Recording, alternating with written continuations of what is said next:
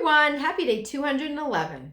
Today being Monday, it's time to take out our weekly evaluations and ask ourselves the 4 questions. 1, did my plan work for me? 2, what needs to be adjusted?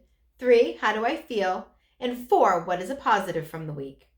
For me, 1, yes, my plan worked.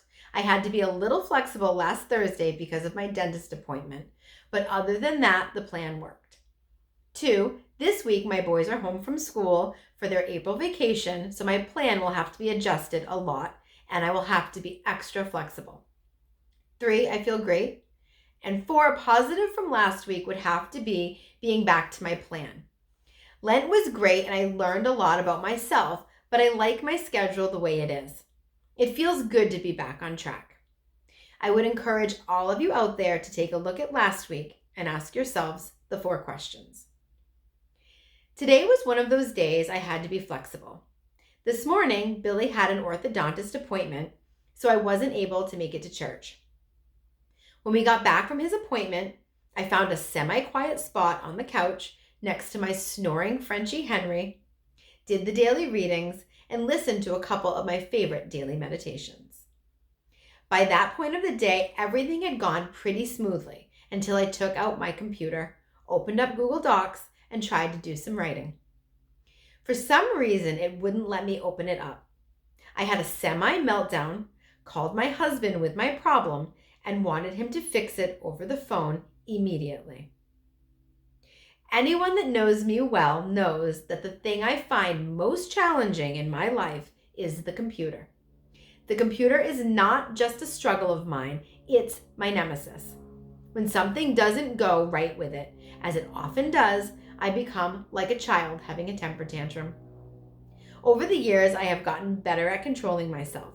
I may not get on the ground and flail my body around anymore, but inside, I still want to. I grew up in the age before computers were really a thing. Most people didn't even have them in their homes. My parents didn't get one until my senior year in high school. All I knew about computers was what I had learned from a few typing classes that I had taken in high school, but that was as far as I ever went. Then I went off to hair school, where I learned a trade, not technology. Working behind the chair for years, I didn't really need a computer. For a good portion of my career, I wrote all of my appointments, color formulations, and client information down by hand in a book with a pencil. It wasn't until later on that I started using a computer for all of that stuff.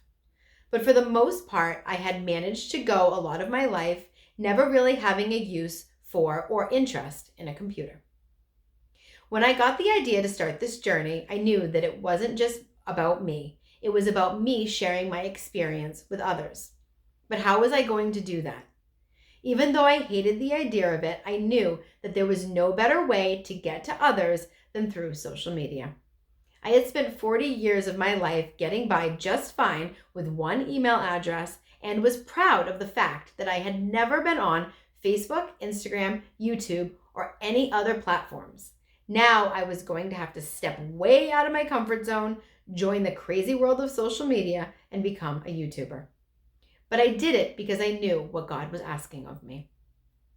In the gospel today, Mark tells us that Jesus appeared to the 11 and said to them, "Go into the whole world and proclaim the gospel to every creature."